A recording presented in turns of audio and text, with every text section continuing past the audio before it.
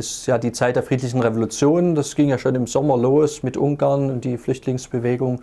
Und es wurde dann wirklich kritisch im Oktober 89, als immer mehr Leute auch in die Prager Botschaft flüchteten.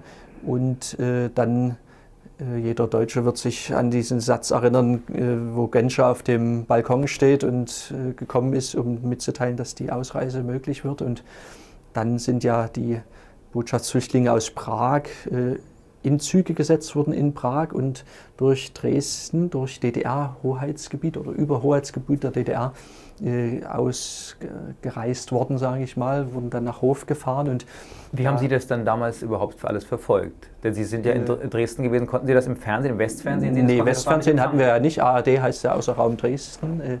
Manche sagen im Tal der Ahnungslosen, was so nicht stimmt, denn wir hörten durchaus, also meine Eltern lief täglich Deutschlandfunk auf Mittelwelle vom Ochsenkopf in Bayern, konnte man das bis 18 Uhr, dann kam so ein bulgarischer Sender drüber, war schwierig zu hören, aber tagsüber konnte man gut hören und wir waren durchaus informiert und wussten natürlich genau, dass die Züge kommen. Ich wusste es nicht, also Westradio hören in der Kaserne war schon schwierig, haben wir zwar auch gemacht heimlich, aber dadurch, dass ich in diesem Betrieb arbeitete, im zivilen Umfeld, in dem Büro, da hatten wir ein Radio und hörten also auch Westradio und dann haben wir natürlich mitbekommen, dass die Züge kommen und an dem Tag selbst, das war glaube ich der 4. Oktober 89, als der erste Zug dann abends 7:30 sich in Prag in Bewegung setzte, hatte ich noch Ausgang an dem Tag, bin nach Dresden gefahren, habe meine Eltern besucht und kam auf den Hauptbahnhof nur, weil ich eine Uniform trug.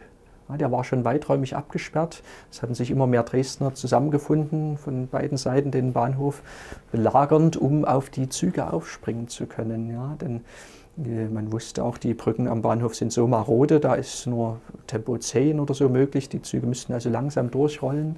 Die Stasi wollte die Reichsbahn anweisen, da mit 60 durchzubrettern. Die haben das dann aber abgelehnt.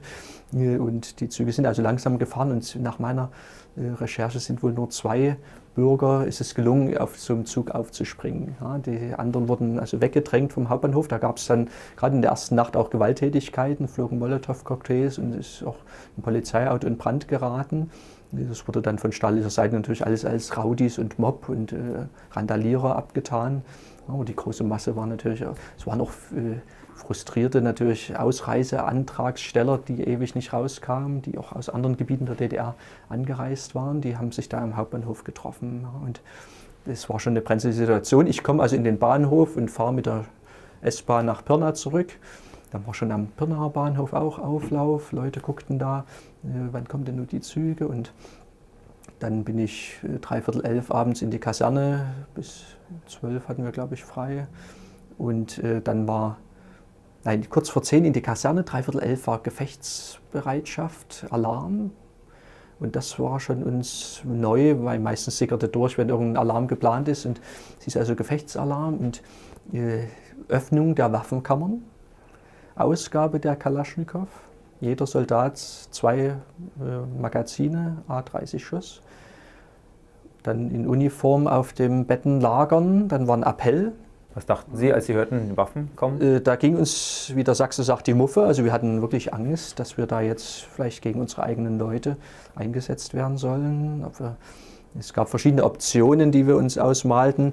Entweder die grüne Grenze nach der Tschechoslowakei damals ja noch abzusperren mit Stacheldrahtrollen. Die Grenze war ja durchlässig. In der sächsischen Schweiz konnte man da also auf Wegen über die Grenze ohne Schwierigkeiten. Es war zwar verboten, aber wurde auch gemacht. Und entweder die Grenze absperren, ja, es war halt dann auch die Reisemöglichkeit in die Tschechische Republik als letztes Land noch für die DDR-Bürger abgesagt worden. Ich glaube, war im September dann, wir waren also dann gänzlich eingesperrt und das hat das fast dann noch zum Überlaufen gebracht. Und wir lagen dann auf unseren Betten, dann gab es 2:45 nachts nochmal einrücken in den Speisesaal, eine heiße Vanillesuppe und Buchteln, nee, die waren aus, es gab nur eine warme Suppe und also das habe ich so genau in Erinnerung, weil das doch sehr uns erregt hat und in Angst versetzt hat.